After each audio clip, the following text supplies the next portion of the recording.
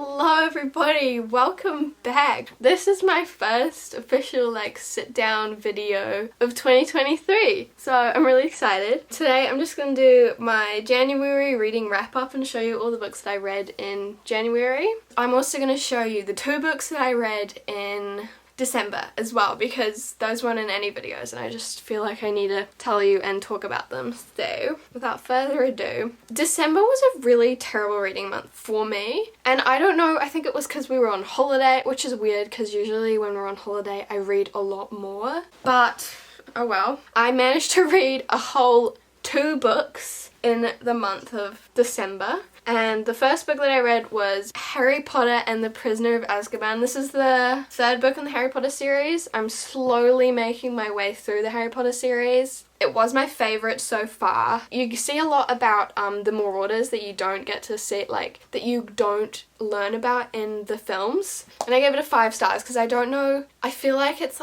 blasphemy to give Harry Potter books anything but 5 stars. And then the second book that I read in December was My Year of Rest and Relaxation. I've seen this book everywhere, and I'd seen that someone had read this, and then I also saw a TikTok that sort of convinced me to read it. It did take me a while to get through because it is literary fiction. It's not like romance fantasy what I normally read. I did enjoy it. I gave it a 4-star rating. It was very different and not what I expected it to be. I really had no expectations going to this book, and I think that was a pretty good way to go into it. Basically, this is about a girl who I just realized you never actually know her name throughout this entire book, so that's funny. It's set in the year 2000 in New York City, and it's about this girl who she just wants to sleep for an entire year, and she does this in the worst way possible, and you follow her throughout the year of her trying to sleep. It's just interesting seeing what she does and how she goes about sleeping for the entire year. It was a very interesting book and interesting seeing the inside of her mind,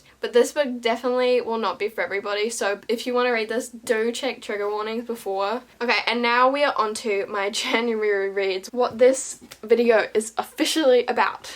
So the first book that I read in January was The Silent Patient. I'm not really a thriller reader. I've only read one thriller, and it was Verity, and that was in 2022. So The Silent Patient was a really different thing for me to pick up. I'd seen it all over TikTok, seen it all over YouTube, Instagram, everywhere, and I just decided to read it. I didn't know exactly what it was about going into it. I sort of knew, but then I think the book was really good. So I gave The Silent Patient a 4 stars. Basically, The Silent Patient is about this woman who shot her husband in the head 5 times, but then after it she doesn't speak of the event, she doesn't speak at all. And it's about this psychotherapist who goes to the mental institution which she is at and tries to get her to speak. It was a very interesting premise that it was on, and the way that the story was really interesting to me and something I hadn't really read. The twist at the end was something I definitely didn't see coming. I think throughout the book I had an idea. I was like, oh, this might be it, this might be it. It was not that.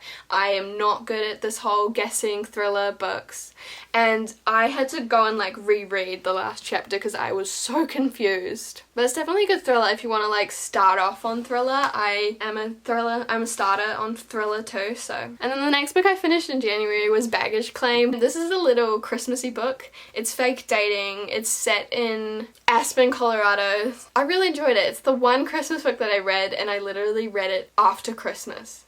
But once I got into it, I really did enjoy it, and it was really fast-paced and easy to read. I think I gave that 5 stars because I did enjoy it. It's about Olive and Finn, and they meet on the plane when Olive is on her way from New York to Colorado, where her family lives to spend Christmas with her family. But the situation with her family is a bit awkward, a bit strange. Things have happened there. So she's told them that she had a boyfriend when she doesn't have a boyfriend, and then Finn offers to be her fake boyfriend, and they do all sorts of Christmassy stuff together, and he meets the family, and it's so good, so wholesome Christmas romance, and it was so good. And then the next book I read was Even When I'm Gone. This is the second book in a trilogy. It's the Stay With Me trilogy. It's about Ollie and Mia, and they're at Dollar, which is a reformatory college in the UK. It goes a lot through mental illness and everything, and their romance, Ollie and Mia. And I read the first one about, honestly I'm gonna say it, 2 years ago, and I have the second and I have the third one,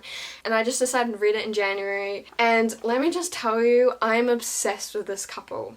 I gave this a 5 stars, which I only gave the first one a 4 stars, so step up here. I just found the couple, I don't know, I just love them so much. The way that he loves her, the way that he talks about her.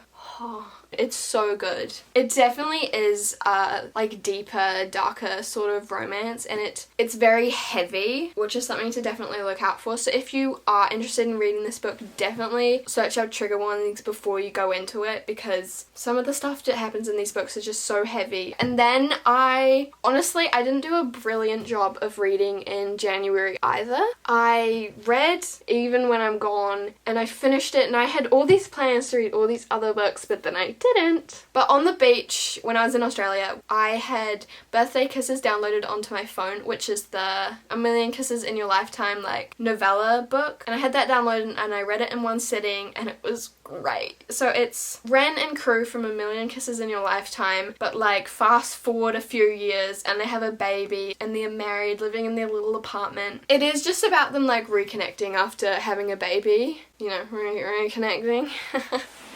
And I did enjoy it. It's 50 pages, it's super quick to read. I just love Crew and Ren. A Million Kisses in Your Lifetime was a great book, and I'm an epilogue girly, so getting an epilogue with like baby and marriage and everything is what I live for in romance books. So the fact that I got that here was amazing. I gave that a 3 stars because it is just a novella. It's only like 50 pages long. How many stars can you really give it? And then another book that was sort of an accident, I clicked on it on my Kindle, is Ignite by Melanie Harlow. This is the 6th book in the Cloverleaf Farm series, which I found out after I read it, but it is the first book in like the Cloverleaf Farm's next generation. So the first 6 are like one generation, and then you have the next generation. I guess it's sort of like the Addicted series and Like Us. But this book was so unbelievably good, and I had no expectations. I had no clue what I was going into. I loved it. I finished it on the plane. I read it in like a day and a half. Whew, so good. This is about Winnie and Dex. Dex is a single dad. He's a fireman. Which, if you know me, I'm obsessed with the show 911,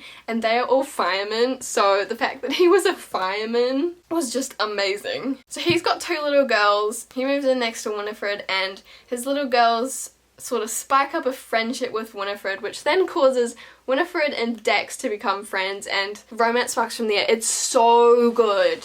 I love this book so much. I gave it a 5 stars.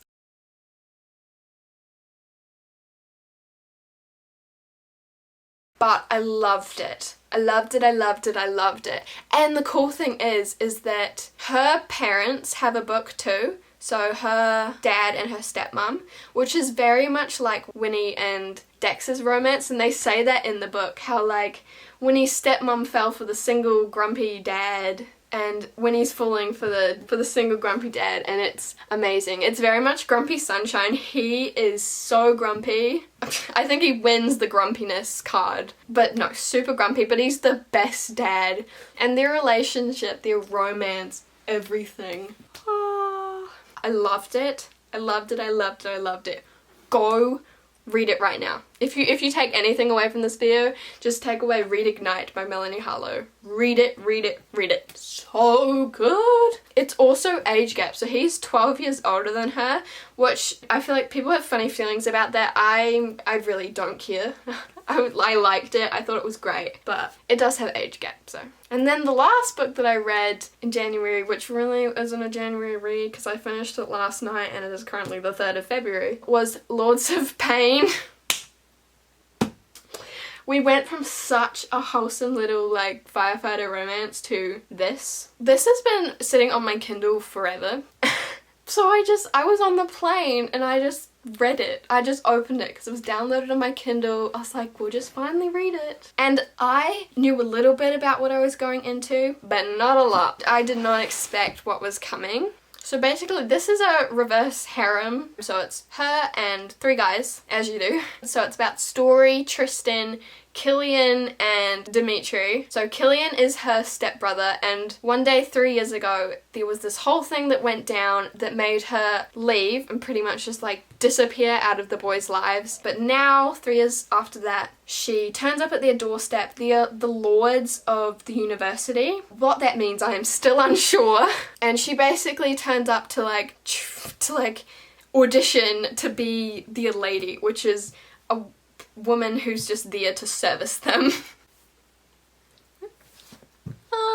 And let me tell you, I had to put my feminism out— what is happening? I had to put my feminism out the window because this book was something else. I mean, I've read books like this. Like, I read Den of Vipers. That was sort of my first intro to book talk, honestly. But this was something else. Like, it's like a university and they're lords, and there's also princes and dukes, and they have princesses and countesses who do the same stuff that the lady does for the lords. But these dudes, I mean, some of the stuff that happened in this book was insane. I was flabbergasted, but yet I read the entire thing and I was not bored at one point.